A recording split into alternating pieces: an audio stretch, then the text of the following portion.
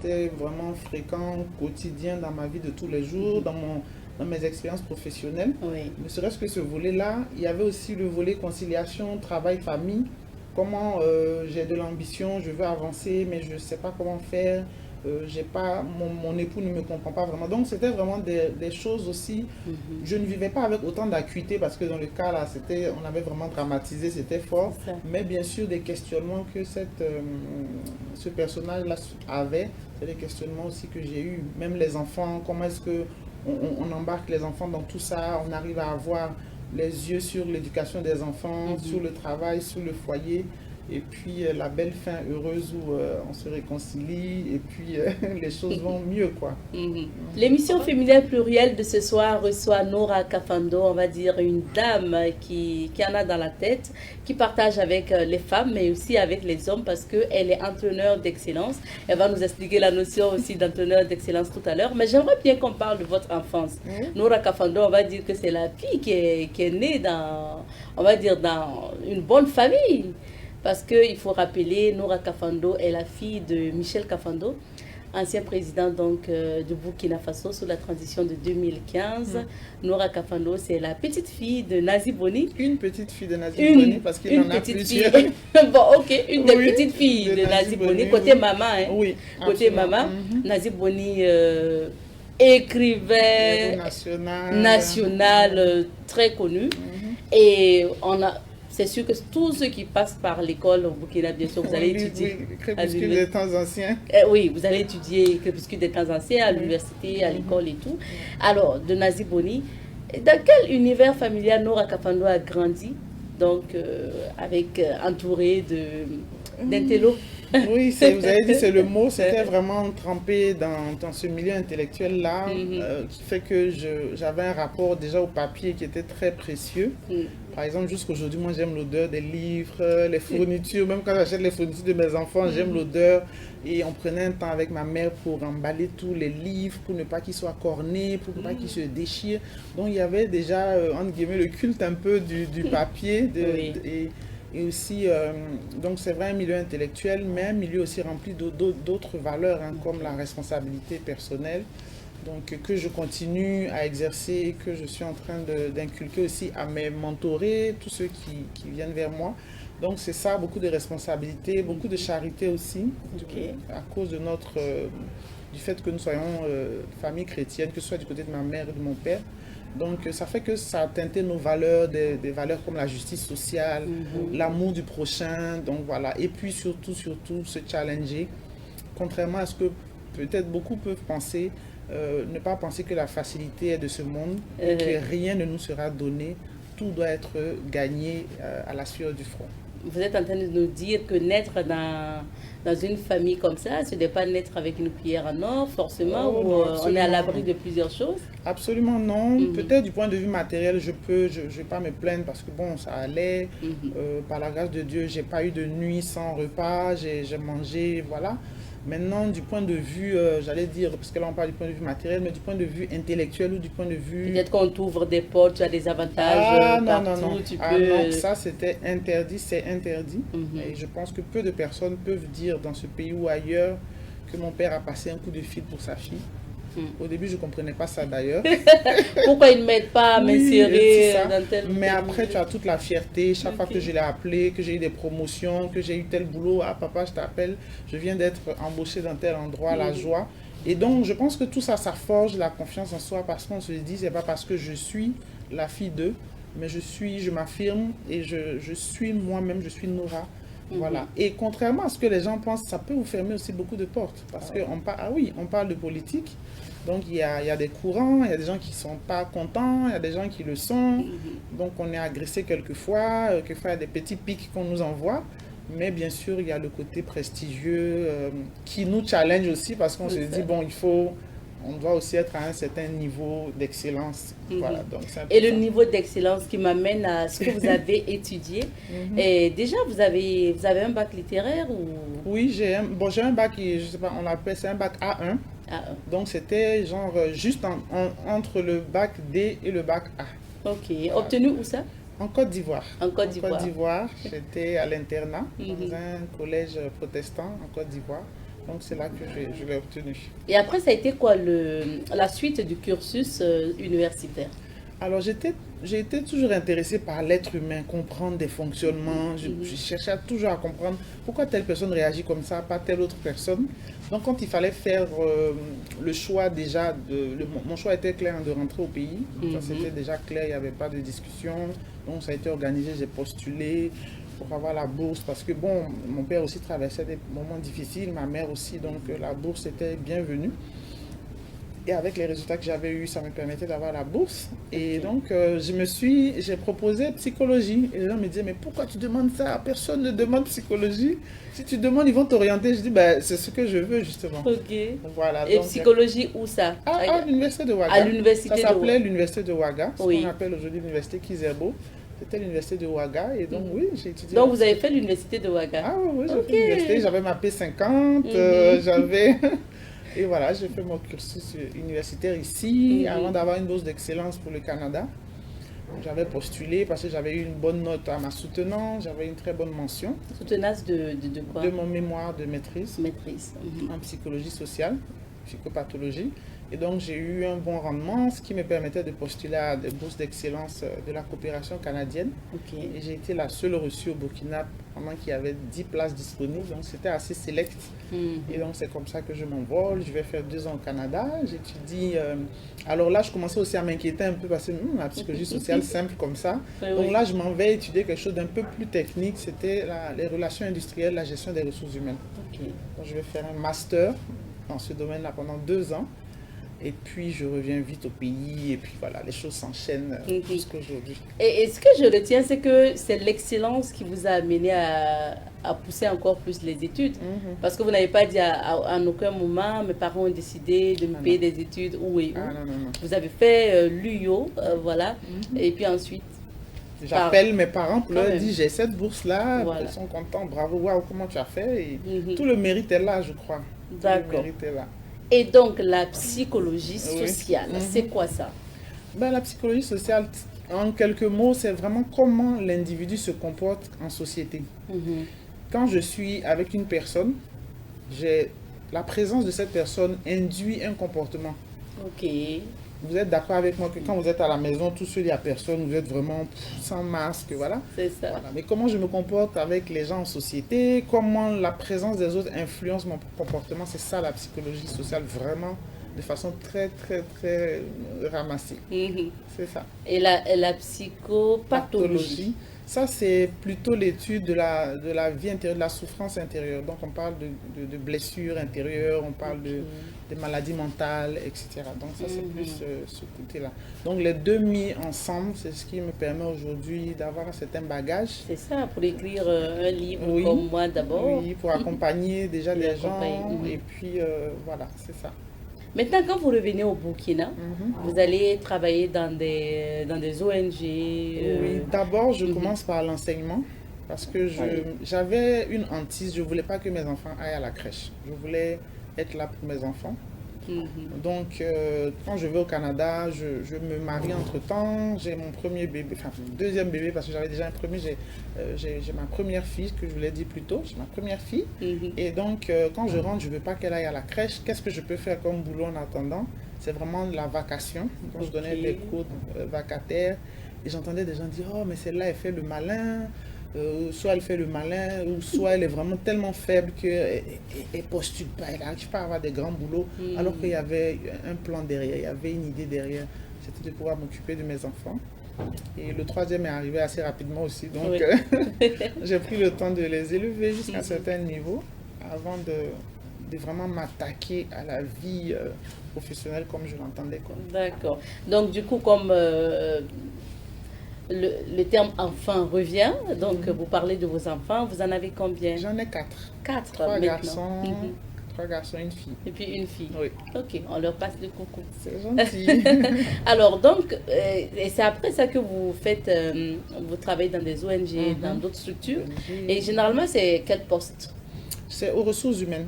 Ok. Tous les postes que j'ai eus, c'était aux ressources humaines. Je Mhm. m'occupais des ressources humaines nationales dans Action contre la faim France. Je m'occupais des ressources humaines à Corix Bank. Je m'occupais des Bon, ressources comme on ne humaines. peut pas citer Ah, on peut pas les citer. entreprises, Ça. donc vous êtes plus occupé des ressources humaines Oui, c'était dans les vraiment dans la entreprises. pratique des ressources humaines que Ok. je travaillais. Ce que je veux savoir, vous avez fait une formation en coaching. Mhm. C'est à quel moment que vous avez fait cette formation? J'ai fait cette formation quand je suis dans une multinationale Mhm. et qu'on se rend compte dans la multinationale au niveau régional des 22 pays que le coaching devient un outil important pour aider les employés à quitter un niveau pour aller à un autre niveau. Parce qu'avant, c'était la formation, on faisait que des formations. Mhm. Mais après, on nous a parlé de ce nouveau canal, cette nouvelle façon de faire très différente. Et donc, vu que j'étais aux ressources humaines et que j'avais ce background en C'est psychologie, ça. et que déjà, je vous dis la vérité, moi j'étais coach avant même voilà, de savoir ce que c'était. Depuis vraiment, depuis très longtemps. Donc, c'était tout naturel que je sois sur la liste des personnes que cette multinationale allait former. Ok. Et c'est ce qui s'est passé. Je me suis formé donc au coaching. Au coaching. Oui. Comment vous pourrez définir le coaching justement? Alors, le coaching est un outil de développement des compétences. D'accord? Ok. C'est-à-dire que, et dans compétences, il y a plusieurs. Il y a la compétence technique, il y a le savoir-être, savoir devenir. Donc, quand on dit compétence, il ne faut pas seulement voir le côté technique, mais c'est tout ce qui peut me permettre d'exercer et d'exceller dans différents domaines. Donc, c'est un outil comme la formation, comme le mentorat, qui permet d'accompagner une personne d'un niveau A à un niveau B, sachant que le niveau B est censé être plus élevé que le niveau A, ou en Ok. tout cas mieux que le niveau A. Et la spécificité du coaching, c'est que c'est pas quelque chose qui est directif où on donne des informations à quelqu'un, on dit, comme dans la formation, on fait comme ça, on fait comme ça, on fait comme ça, on fait comme ça, ou dans le mentorat où aussi on fait ça. Ici, c'est comment est-ce qu'on accompagne cette personne-là à trouver ses réponses à elle-même. Ok. Voilà. Parce que vous venez m'expliquer une situation, bon, ça se passe comme ça dans mon couple et tout. Je peux dire, en caricature vraiment, hein, je peux dire, bon, mentorat, moi je suis passé là avant vous, allez, ma petite soeur fait ça, tu vas voir que ça va marcher, mentorat. Ça, c'est mentorat. Voilà. Si c'est formation, c'est toujours dans le même exemple. Ah, ok, d'accord, je vais t'expliquer comment fonctionne l'humain, machin, donc je t'explique, et puis après, je donne des outils. Mais le coaching, c'est de dire, ok, c'est toi qui connais ta situation, c'est toi qui sais ce que tu vis. Moi, je n'ai pas assez d'éléments, mais je t'emmène à travers le questionnement à te poser les vraies questions. Est-ce que vous êtes d'accord avec moi qu'il y a des questions quand on vous les pose? Oui. Souvent, je pose des questions à certaines personnes avec qui je travaille. Ils sont obligés d'aller à la maison et puis revenir la semaine prochaine pour répondre.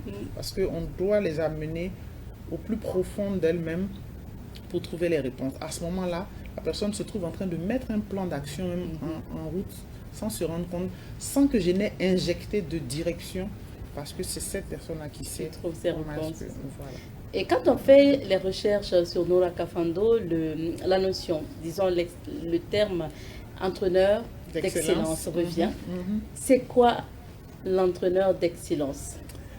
L'entraîneur d'excellence est un concept que j'ai élaboré personnellement, Ok. auquel j'ai donné un contenu. Mhm. Alors, je le définis comme étant un professionnel qui accompagne des personnes désireuses d'un mieux-être ou désireuses d'atteindre des niveaux plus élevés dans leur vie et qui utilise le coaching, la formation, le mentorat, soit en mixte, soit individuellement.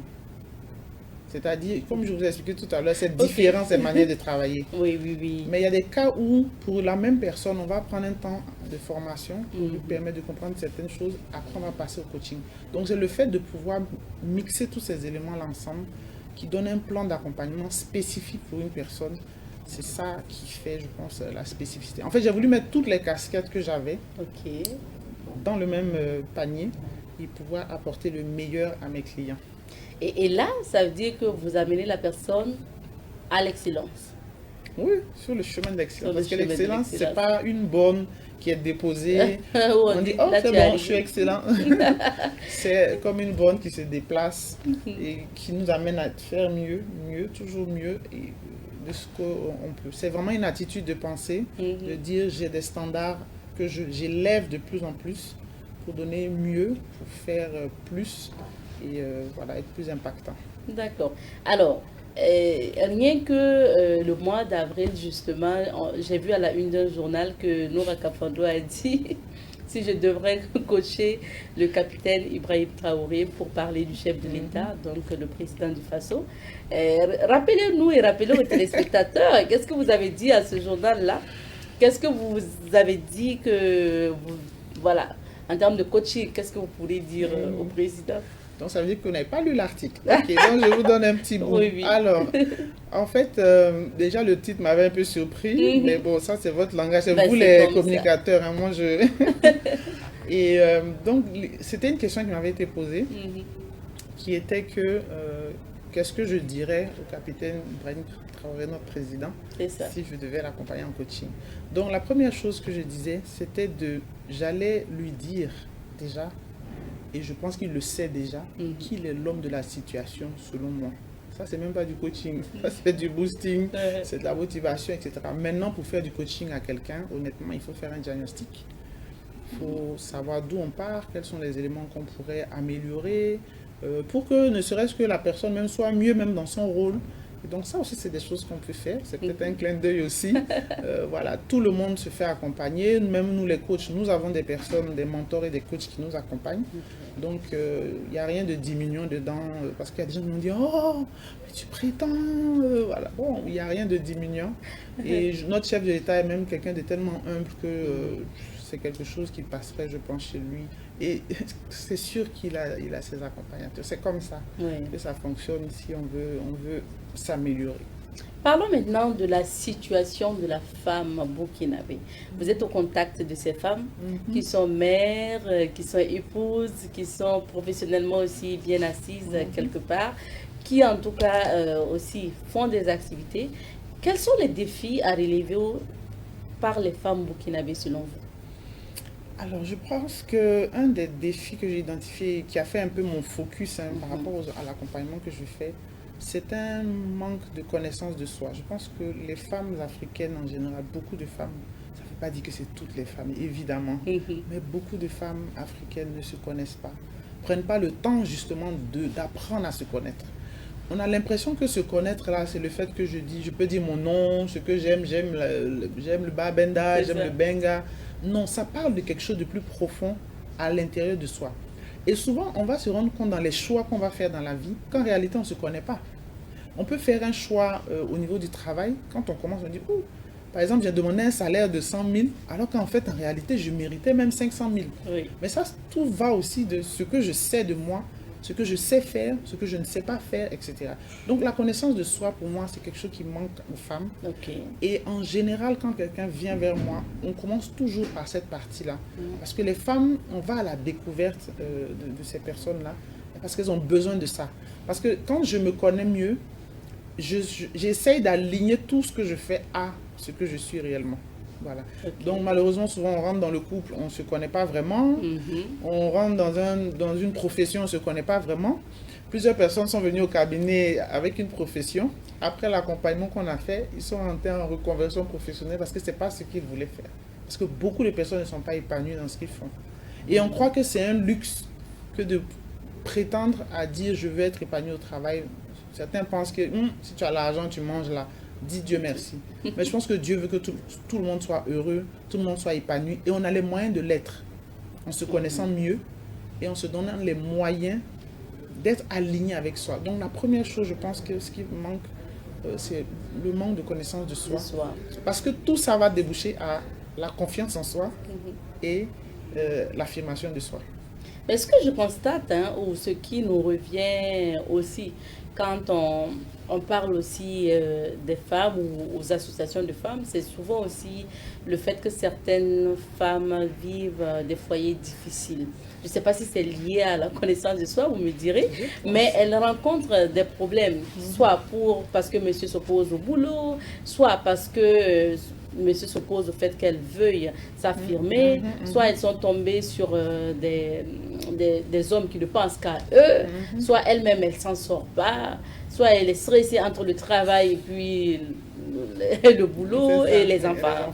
Bon, qu'est-ce qu'on peut dire par rapport à tout ça? Je pense que vraiment, sans dire que tout rejoint le problème de connaissance de soi, l'exemple que vous avez donné ici de Mhm. cette problématique-là, il y a beaucoup de ce manque de connaissance de soi. Ok. Pourquoi je dis ça? Quand on rencontre un homme et qu'on est en train de vouloir organiser pour aller plus loin, concrétiser, quand tu rencontres l'homme et que tu es dans une situation où tu as une bonne connaissance de toi-même, Mhm. dès le départ, de toute façon, tu sauras si cette personne-là, vous pouvez cheminer. Et ça, c'est clair. Mais quand j'entre un peu brinque-ballant, bon, je veux me marier parce que je dois me marier, parce Mhm. qu'il y a une étincelle, l'amour est rentré. Bon, après, je me découvre Mhm. et il faut comprendre aussi les hommes. Moi, j'ai épousé une femme qui n'avait pas vraiment d'ambition, qui était calme. Nos projets, c'était qu'elle s'occupe des enfants, elle a son petit boulot. Mhm. Un matin, elle commence à voilà, prétendre à tellement de choses. Voilà. C'est de bonne guerre pour la femme, mais c'est pour dire que voilà ce que peut créer le fait de ne pas se connaître suffisamment. C'est que c'est comme si on n'est pas honnête avec l'autre. Parce qu'à un moment de sa vie, on découvre que finalement, on veut faire de grandes choses et l'homme dit, ah, moi, c'est pas ce que j'avais rencontré. Mhm. Voilà. Donc, il y a beaucoup de ces cas-là qui sont, voilà. Et puis, il y a le fait que quand on entre en couple sans se connaître, sans avoir confiance en soi, souvent, on a du mal à poser des limites, ce qu'on appelle poser des limites. Mhm. Poser des limites, c'est pas l'agressivité, c'est pas dire non, non, non à tout, non, c'est pas ça. C'est de pouvoir se connaître et puis dire ça, je peux supporter, ça, je peux pas supporter. Ouais. Une fois, quelqu'un m'a demandé, est-ce que je dois, par exemple, laver les sous-vêtements de mon fiancé? Mhm. Je lui ai dit, c'est vous celui qui avez la réponse. Si vous pensez que vous pouvez continuer ça dans le couple et puis dans votre vie, commencez. Qu'est-ce que je veux dire à travers cet exemple? C'est pour Ouais. dire que souvent, on se courbe pour entrer dans une relation. On accepte tellement de choses parce qu'on ne se connaît pas vraiment. Et à un moment donné, visualisez la scène, je me courbe pour entrer sous le fauteuil Oui, et puis je imagine. vais me lever. Ah, Ah, c'est ça ne va pas le faire. compliqué, ça. On est obligé de rester courbé. Donc la connaissance de soi, je pense que Mm. ça peut aider vraiment, vraiment à beaucoup de choses. Même les conflits en communication, C'est ça. comment mon mari communique, comment je communique, pourquoi on ne se comprend pas, parce qu'on ne Mhm. parle pas le même langage. Donc moi, personnellement, je trouve que c'est vraiment un chemin que tout le monde devrait faire. Et ce n'est pas un chemin luxueux pour dire c'est une histoire de blancs, d'occidentaux. Mm. C'est pas ça. C'est une question de je suis un individu. Qui suis-je réellement? Je veux être heureux, heureuse. Qui je suis réellement et comment je peux faire pour l'être. Est-ce que des femmes viennent à vous pour guérir de blessures liées à l'infidélité ou à des couples toxiques? Ça, c'est l'infidélité, ça, c'est légion. C'est le quotidien de certaines Oui, femmes que vous rencontrez. oui. Et j'étais même arrivée à... Je me pose des questions parce que je me rends compte que, on va dire, allez, peut-être 75% des femmes vont venir pour ça au début. Oh. Quand même un peu, peut-être 60% vont venir et puis Mhm. 40% viennent peut-être pour la carrière directement. Mais ce qui est vraiment bizarre, c'est que même pour les personnes qui vont venir pour la carrière, qui se lever, avancer dans leur carrière, machin, on se rend compte que quelque part, il y a un mal-être à la maison. Oh. Voilà. Donc la question que je me pose, et que je pose aux femmes, à mes sœurs aussi, pourquoi est-ce qu'on a besoin souvent d'attendre, d'avoir les gourmets, d'avoir les claques en pleine figure dans nos foyers, avant de se lever pour revendiquer des choses? C'est la grande question. Parce que souvent, on le fait quand c'est chaud. Quand la personne m'a trahi, elle m'a déçu, elle m'a dit, bon, c'est bon, je vais me prendre en main maintenant. Non, le prendre en main devrait venir plus tôt, de façon à ce que ce soit équilibré. Parce que quand on se prend en main parce qu'on a eu un gourmet, Mhm. vous voyez que ça devient de la violence, on veut s'affirmer d'une main avec agressivité, on veut, voilà. On a la rage de On a vaincre. la rage, voilà, c'est le En mot. quelque sorte. Vous avez dit le mot. Donc vraiment, c'est une question que je me pose, c'est des Ok. constats que je fais. Mhm. Les femmes se lèvent souvent quand il y a ce problème-là, malheureusement. Parce Et que généralement, votre accompagnement consiste à quoi? Les sortir de là, je sais pas, les amener vers la connaissance de soi, comme vous le dites. oui, donc comme j'ai dit, on commence toujours par un diagnostic pour savoir un peu qu'est-ce que c'est la personne qui nous dit ce qu'elle veut. Nous, on ne peut pas dire quand vous venez vers moi, qu'est-ce que vous souhaitez? Il y en a qui vont dire je suis pas bien, je me sens pas bien, Oui. ça va pas, je pleure tout le temps, je peux plus rien faire. Donc là, qu'est-ce qu'on va? On va travailler sur la guérison intérieure. Pour que, voilà, ça peut être mon mari m'a abandonné, il m'a laissé, il est avec une autre personne, il a refait un autre couple. Là, on va travailler sur aussi un peu sur comment traverser cette période-là, faire le deuil d'une relation qui est finie. Voilà, donc ça dépend vraiment de l'état dans lequel la personne arrive. On a des personnes aussi, des femmes qui ont perdu leur époux, qui ne travaillaient pas, qui faisaient rien dans la vie. Mais l'époux est parti, la seule source de revenus, il faut qu'elle se réveille, il faut qu'elle se lève. Donc là aussi, on va faire un travail d'accompagnement sur le deuil déjà de la personne perdue. Et puis voir maintenant comment repositionner cette personne-là dans sa vie. Voilà, parce que ça aussi, c'est un sujet, l'alignement.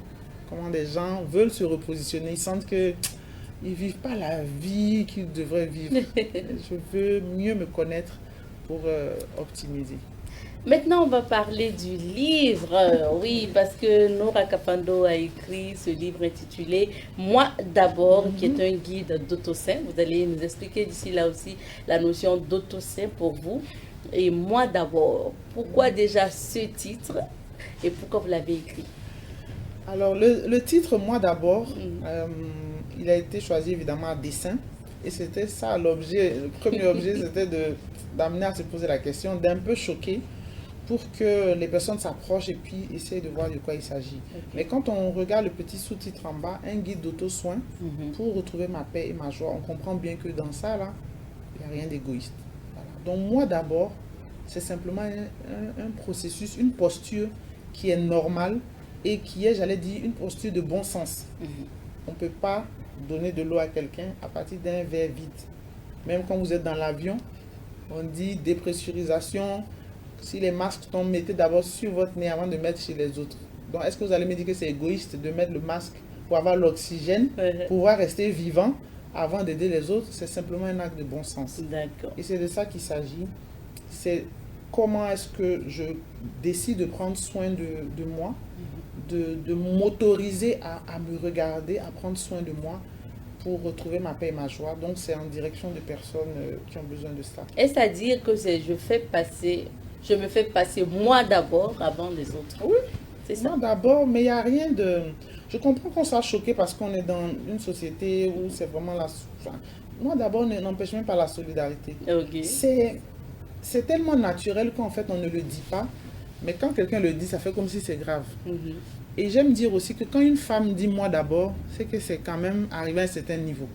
Voilà. Le moi d'abord, c'est pas pour tout le monde. Le moi d'abord, c'est pas pour des personnes déjà égoïstes. Le moi d'abord, c'est pour les femmes qui se sont oubliées. C'est pour des gens qui se sont oubliés à un moment donné, qui ont laissé les activités les submerger.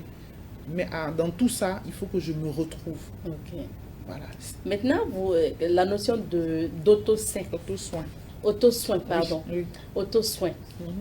Ça veut dire quoi? C'est se soigner soi-même. Se soigner soi-même. C'est ça. C'est ça l'idée. Prendre soin de soi, soi-même. Soi-même. Voilà. Maintenant, le contenu du livre, vous nous parlez de quoi dans Moi d'abord? D'accord. Alors moi d'abord, je commence déjà par parler de la santé mentale, parce qu'il s'agit de ça. L'objectif, j'allais dire, premier en faisant, c'est que ce soit un outil qui aide à préserver la santé mentale des personnes qui sont intéressées. Parce que trop souvent, on entend ces temps-ci des personnes qui font des dépressions, qui ont qui craquent, le burn-out, différents types, et même simplement le stress, le stress chronique, etc. Donc c'est une réponse aussi pour la prévention. Voilà. Ça, c'est pas pour les gens qui sont en dépression, etc. Parce que quand on arrive à un stade de dépression réel, il faut consulter. Mais là, c'est pour des personnes qui sentent que je suis en train d'être submergé par ma vie, par mon rythme de vie. Il y a quelque chose que je ne comprends plus. Je veux me recentrer, prendre du temps pour moi-même. Okay. C'est un peu ça. Donc, je parle de santé mentale, de ce que c'est. Je parle aussi il y a un autodiagnostic dedans pour dire quel est mon état aujourd'hui, comment je me sens, ma vie intérieure, je me sens comment. Donc, il y a un autodiagnostic. Je parle aussi de mon expérience parce que j'ai eu à traverser aussi des choses, voilà. Et puis ensuite, il y a toute la partie cheminement où j'accompagne, justement, ça c'est vraiment les méthodes de coaching, où j'accompagne sans être directif j'allais donner des jalons à la personne qui va faire ce travail-là, de façon à ce qu'elle puisse travailler et que de semaine en semaine, elle puisse se retrouver elle-même.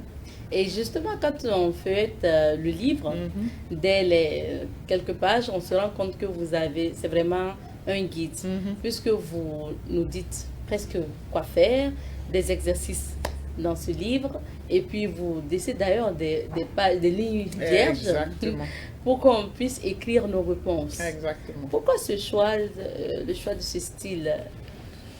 Parce que je crois que c'est plus profond et c'est plus durable, c'est plus impactant. J'aurais pu faire un livre qui raconte ma vie, peut-être cette période où je racontais, où j'ai été submergée. C'était bien, ça allait être un partage d'expérience. Les gens allaient lire. Mais je pense que ce genre d'écriture là qui racontent des cas, ça peut causer des déclics, ça peut faire des déclics, ah, je me sens concerné, mais malheureusement, ça ne propose pas de solution, d'accompagnement. Donc quand j'ai ce déclic, qu'est-ce que je fais après? C'est là que vient maintenant le processus que je propose, jour après jour, semaine après semaine, et chaque semaine, il y a un soin différent. Le soin physique, nutritionnel, le soin spirituel, le soin intellectuel, le soin relationnel. Donc de semaine en semaine, la personne est accompagnée à faire un focus sur ce soin-là, à prendre des résolutions, à noter des choses qui sont passées dans la journée, etc. etc. Et en cette semaine, en principe, on doit guérir. C'est pas guérir, on doit se sentir mieux. On doit se retrouver, avoir une meilleure connaissance de soi, savoir ce qui est important pour nous, pour pouvoir retrouver la paix et la joie qu'on avait perdue. C'est pas un outil c'est pas un outil de thérapie pour soigner quelqu'un qui aura déjà des troubles mentaux. Ça, j'insiste, je l'ai mis même dans le livre. Si vous sentez que c'est vraiment plus, votre besoin est beaucoup plus profond, il faut consulter un spécialiste pour être accompagné. Si moi je prends moi d'abord et que je suis vraiment les indications de Laura Kafando, j'écris, je renseigne les fiches qui sont là-bas sur le diagnostic, comment je me sens actuellement, qu'est-ce que je faisais que j'ai arrêté, qu'est-ce qui me fait plaisir, puisqu'il y a tout ça, toutes ces questions là-bas, et tout, qu'est-ce qui peut me rendre triste et autres, je renseigne tout ça. Finalement, la conclusion de mon état, je vais l'avoir comment? Est-ce que je relis tout pour avoir la conclusion ou bien je viens à Nora pour avoir l'interprétation, je vais dire, de tout ce que j'ai renseigné? En fait, je pense la beauté de ça, c'est qu'il n'y a pas de mauvaise réponse. On va juste avoir plus d'informations sur l'état dans lequel on est.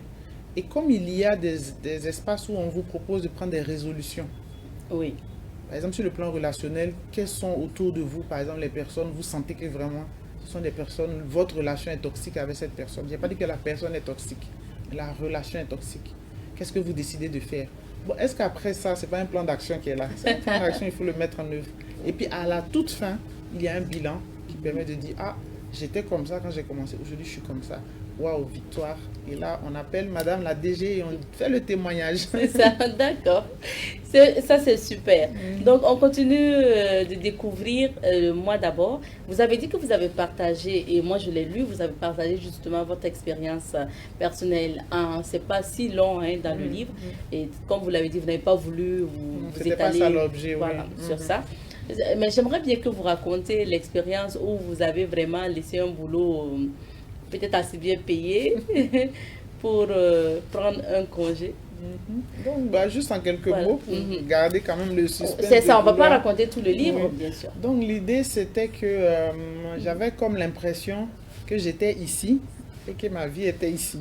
Je ne peux pas matérialiser ça différemment. J'étais là, ma vie était là. C'était comme si j'étais divisé en deux. Il y avait quelque chose qui n'allait pas du tout dans ma vie. Il y avait un manque d'alignement. C'est là le problème de l'alignement. Je n'étais pas alignée avec la vie que je menais. Pourtant, j'étais une cadre, ça allait bien, je travaillais. J'étais même parmi les talents de l'entreprise parce que j'étais bien notée. Donc voilà, ça allait. J'étais mariée, j'avais des enfants, tout allait soi-disant bien. Mais comment dans un environnement où tout va assez bien, relativement bien, comment est-ce que je peux me sentir comme ça? C'est parce qu'il y avait un problème d'alignement intérieur et j'ai eu, donc c'est là que je relate un peu l'histoire, comment j'ai fait, qu'est-ce qui s'est passé à l'intérieur de moi, la culpabilité, est-ce que je fais bien, est-ce que je ne fais pas bien, et surtout je raconte comment ça a eu de l'impact sur moi, comment ça a fait de la femme que je suis aujourd'hui, les décisions en termes professionnels, de me réorienter, de faire ce que j'aime et de le faire bien. D'accord. C'est comme l'auteur elle-même l'a dit, on ne va pas donner tout le livre, tout le contenu du livre ici parce qu'il faudrait le lire. Maintenant, j'aimerais aussi avoir votre avis sur quelques questions. Concernant par exemple la paix intérieure, qu'est-ce qui fait souvent qu'un être humain peut perdre sa paix intérieure? Alors, pour imager ça, pour vous répondre avec une image, j'aime bien donner cette petite image-là. Les bateaux ne coulent pas à cause de l'eau qui est autour d'eux. Les bateaux, c'est ça l'objectif. Quand on fait un bateau, c'est pour qu'il aille sur l'eau. D'accord? Mais les bateaux coulent quand l'eau rentre dans le bateau. Voilà. Donc, qu'est-ce qui fait que je perds ma paix intérieure? C'est quand les éléments de l'extérieur viennent à l'intérieur et viennent envahir ma vie intérieure et que je n'ai plus de prise sur ça. Je ne sais plus comment organiser tout ça. Tout vient en même temps. En fait, c'est comme si j'ai beaucoup de sollicitations en même temps et je ne sais pas quoi prioriser. Et ce qu'on ne sait pas, on ne voit pas, c'est que le cerveau essaye de travailler tout ça. Je suis une mère, je vous ai dit, j'ai 4 enfants. Petit déjeuner, est-ce qu'on fait bouillie au mil, bouillie de riz, ou bien on prend galette, on fait encore... Non, moi je veux ça, moi je veux ça. Quelquefois, je lui ai dit, bon, je vais vous contenter quand même aujourd'hui, je vais vous faire plaisir, j'achète un peu différent. Ou bien je vais taper sur la table, je dis, tout le monde s'est bouilli aujourd'hui. C'est fini. Mais ça, c'est un exemple de quand je me réveille le matin en tant que femme. Ça, c'est la bouillie, on est en train de discuter. On va donner les instructions à la servante. Oui. On va prendre la route. Est-ce que les enfants sont habillés? Est-ce que ceci? Il y a la belle famille, il y a l'époux, il y a le ceci. Donc la femme va de tablier, elle change de tablier en tablier en tablier jusqu'à ce qu'elle quand elle se couche comme ça, c'est un autre tablier. Parce que là, elle est censée quand même faire un petit point d'elle-même sur sa journée. Et souvent, on ne peut pas le faire et on dort. Et on enchaîne les journées, les semaines, les mois. Et la partie du mois là n'est pas prise en charge. On s'est occupé des autres.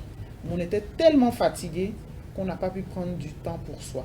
Tu vas regarder tes ongles sont dans un état bizarre, tu vas regarder ta tête, c'est bizarre, tu prends une perruque, tu jettes sur ta tête, mais en bas là c'est difficile, etc. etc.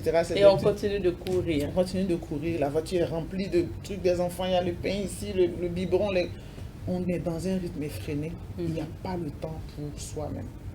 Donc c'est ça qui nous fait. Donc il y a la pression professionnelle, la pression sociale, voilà. Maintenant, il y a un point important sur lequel j'aime venir, parce qu'on aime souvent se victimiser en disant que c'est la société qui nous impose ça. Mais moi, je viens en disant que souvent même la société ne nous demande même pas tout ça. Souvent, c'est nous-mêmes qui voulons jouer les superwoman, les merveilleuses épouses et les merveilleuses belles filles, souvent. Oui, parce que, vous voyez, non, souvent le week-end, honnêtement, tu es cassé ou que tu as d'autres choses à faire. Mais quand il y a des événements sociaux en belle famille, tu veux quand même faire plaisir. Tu peux dire à la belle-mère, ah, maman, belle-maman, c'est une femme. Belle-maman, vraiment, oh, je suis tellement KO. Une femme, elle va comprendre. C'est ça, poser des limites. C'est pas aller faire par là, je viens pas, non. Mais c'est de dire, ça va dire, ah, aujourd'hui, la maman, ça va pas, je suis fatiguée, je suis claquée. Je vais laisser ton fils venir les enfants. Moi, je vais venir peut-être 2 heures après ou 3 heures après. Ce 2 heures que je vais prendre à la maison, il n'y a personne là. Ça va être un 2 heures pour moi. C'est ça qu'il s'agit, c'est tout. De se retrouver. De se retrouver avec soi-même. Exactement. C'est intéressant de parler. Et qu'en est-il des blessures profondes qui font partie de nous-mêmes, qui sont en nous-mêmes? Oui, ça c'est un chapitre aussi qui peut être aussi, ce livre-là peut permettre d'accompagner.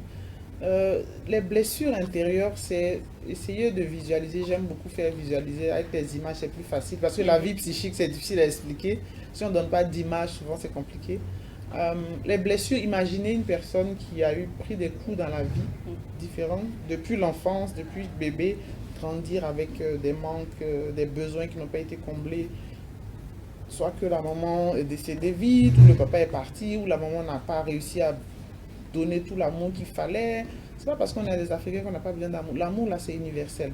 Un enfant a besoin de reconnaissance par ses parents, etc. Donc, je grandis avec tout ça. C'est comme des entailles sur mon corps émotionnel. Donc, je grandis avec ça. Je me gère, je me débrouille, j'avance. Il y a les gourmets qui rentrent dedans, il y a les problèmes d'argent.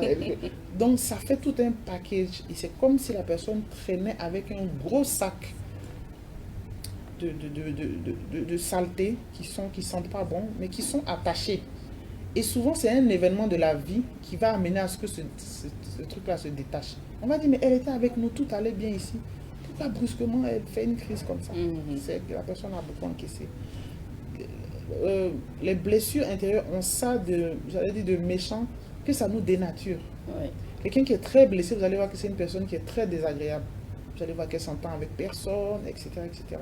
Mais une fois qu'elle fait le cheminement pour essayer de guérir de l'intérieur, elle se découvre qu'en fait, elle n'était pas si agressive, elle n'avait pas besoin d'agresser les gens, elle pouvait faire confiance aux autres et tout. Donc les blessures nous défigurent intérieurement. Elles ne nous présentent pas qui nous sommes réellement. Mais on peut en guérir. Oui, on peut en guérir. Comme vous l'avez dit. Et donc, dans ce livre, moi d'abord, vous proposez 7 semaines. 7 semaines, pourquoi? Pour se connaître soi-même, pour se recentrer, Pour se recentrer pour sur retrouver soi. sa paix Mhm.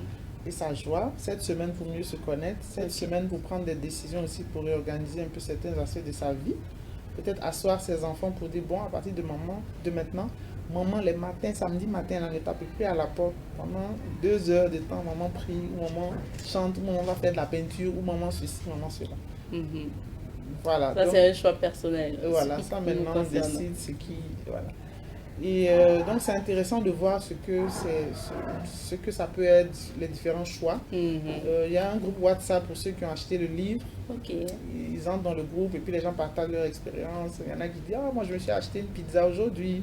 Ah moi j'ai fait mes ongles. Ah moi j'ai fait du sport. Moi j'ai ceci. La machine était là depuis, je ne faisais pas. Et c'est de belles expériences. Puisque justement pour ces 7 semaines, et puis vous avez d'ailleurs dispatché les 7 jours de la Exact. semaine pour chaque semaine avec les détails. Et comme je l'ai dit, le livre vous laisse des pages vierges, des parties, des lignes vides où vous pouvez écrire, là où on vous dit de renseigner.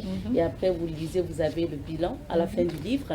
Donc, on va vous inviter à acheter. On va donner les détails tout à l'heure. Ok. Est-ce que après lecture, justement, de moi d'abord, ça va nous permettre, quel sera l'avantage, on va dire, le gros avantage pour quelqu'un qui va lire ce livre?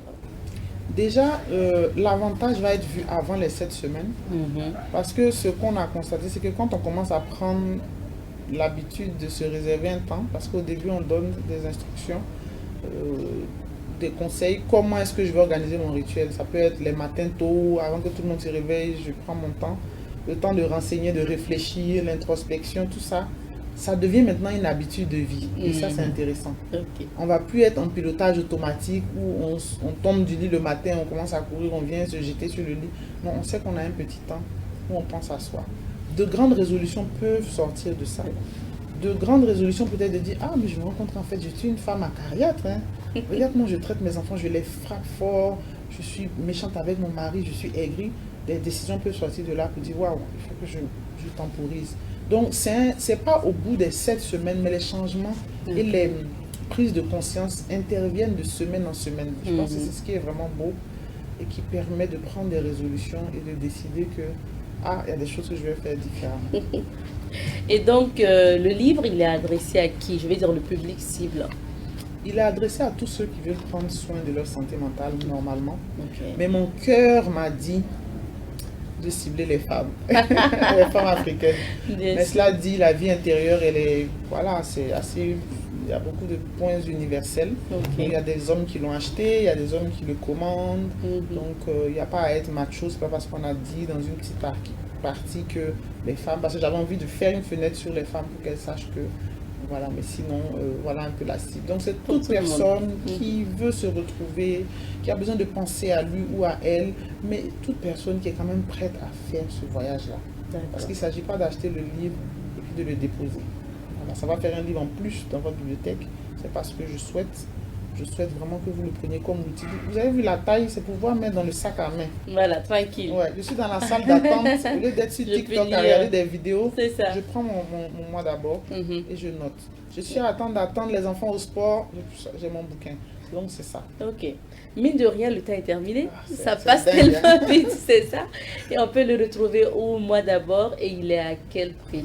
Alors moi d'abord, déjà il est disponible à nos bureaux. Ok. Donc vous pouvez appeler le plus 226 64 84 56 56 ou bien vous pouvez vous le procurer à la librairie Mercury qui se trouve à la ZAD Et vos bureaux, c'est le siège de Afrique Intelligence Exactement. Plus. et du salon privé Madame la DG. Les deux structures sont là-bas, c'est à Ouaga 2000. Ok. Mais l'idéal c'est vraiment d'appeler le numéro le 66